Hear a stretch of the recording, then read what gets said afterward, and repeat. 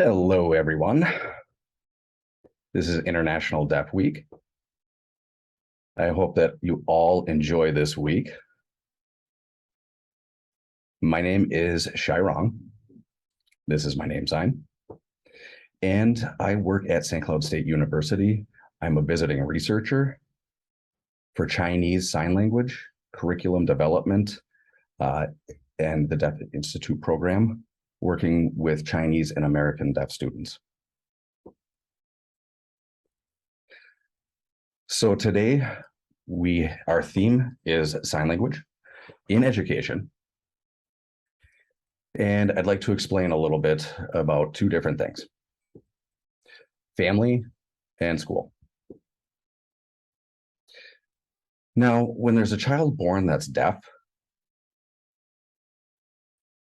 the parents are used to living in a world with sound.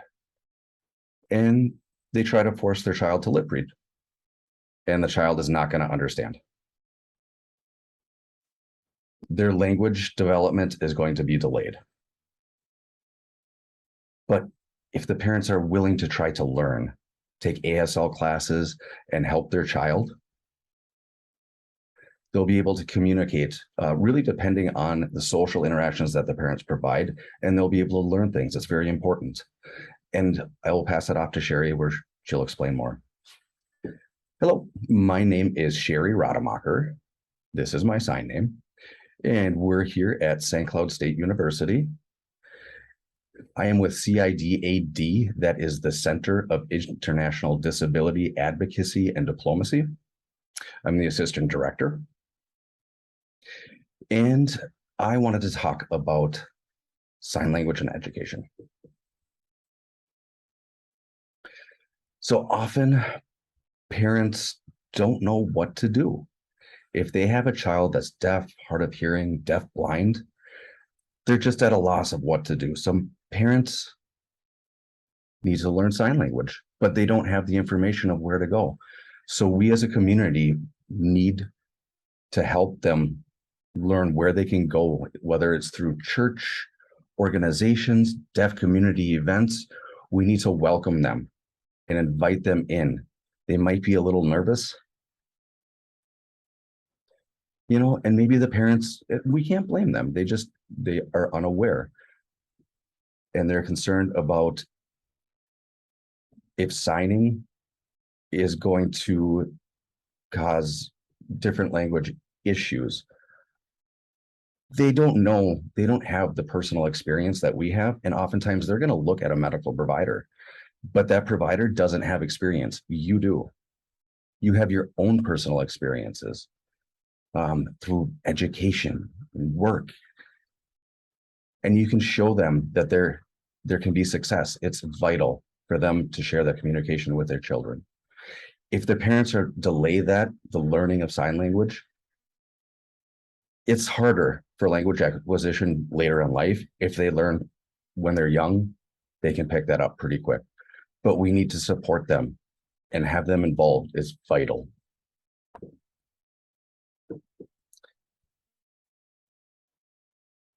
It's wonderful what Sherri had just explained, how important it is in education. Now, when we look at school, a mainstream situation, there are a lot of hearing students and less of a population of deaf students. And oftentimes the deaf students are ignored and they follow the hearing system. The curriculum and resources and everything are based on sound. And the deaf student isn't going to understand that. Their language is going to fall behind. So the teachers in the school need to know and fully understand what's best for the deaf student and deaf culture, resources, and really show respect for that individual. They're willing to learn sign language in that mainstream setting. That deaf student is going to be able to access that information and thrive.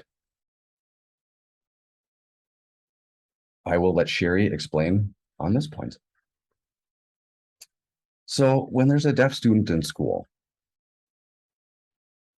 sometimes they don't have access to language. If you put an interpreter in there, or maybe the interpreter is out sick, they leave, the school would have to look for a sub. But if they don't have state licensure or certification, they can't be placed with that child. And then for the entire day, that deaf student is sitting there without having access to language while the other children are learning, and they're falling further behind. Second day, the student shows up for school, and again, there's no interpreter that showed up. And we can't blame the sub, the school's looking. And there might be somebody that's like, yeah, I can sign, but they're not certified.